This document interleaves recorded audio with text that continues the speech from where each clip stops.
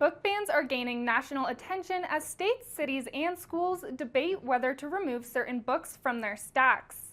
Durango Public Library, like most libraries, has a policy in place to review challenged materials. A recent update to state guidelines means the library has also updated its policy, which outlines the process for removing a title or relocating it to another section. You're watching the Local News Network, brought to you by Dunkin' Donuts and the Payroll Department. I'm Sadie Smith. This policy comes after a 65% increase in challenges to library materials nationwide in 2023 compared to 2022, the highest rate in over 20 years. Such challenges can lead to restrictions or removal of access to certain books in schools and public libraries. Our library reconsideration is just how people from the public can challenge materials to either be moved to a different part of our collection or so that they can be removed from the library completely. The only changes that come with this new Colorado state bill is that we now have to inform people that there is a Colorado Open Records Act requirement. So anyone putting in a request for reconsideration, that is now a public record that could be searched with a CORA request. The only other change is now there is a limitation that an item cannot be challenged more than once in a 2-year period. In 2023, there were 12 efforts in Colorado to restrict access to books, resulting in a total of 142 challenges to various titles. The updated policy at Durango Public Library means when a book title is challenged, the individual who submits the challenge will be informed their name and address will be part of the public record.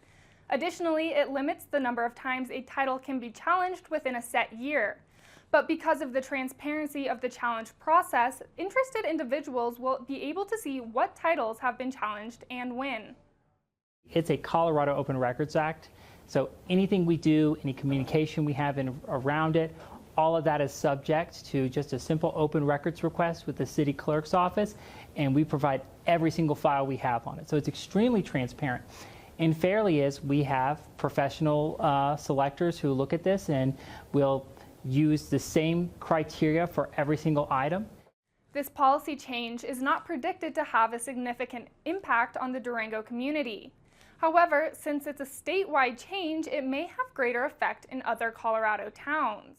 I don't think these policy changes will impact the larger Durango community in La Plata County because we've only had one challenge in the last 7 years, and well before my time. And I don't think that's going to change anytime soon. However, there are a lot of communities in Colorado that are kind of a hotbed for these kinds of challenges. And so I think those areas will be heavily affected.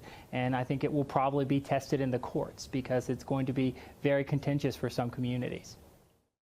According to the American Library Association, the Library Bill of Rights emphasizes that libraries must actively resist censorship and provide information that reflects all perspectives. It also specifies that books cannot be challenged solely due to partisan or doctrinal disapproval, meaning that a challenge is most often based on material that is considered as sexually explicit, contains explicit language, and materials that are unsuited to any age group.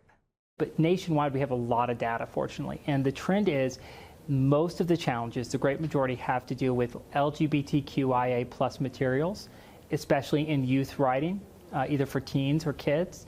And the other one is issues dealing with racial justice. Providing diverse materials in this community is community values. It's what our community values most. For more information on challenging materials at a national level, visit the American Library Association's website. For local details, check out the City of Durango's website. For more information about this and other stories, visit durangolocal.news. Thank you for watching this edition of the Local News Network. I'm Sadie Smith.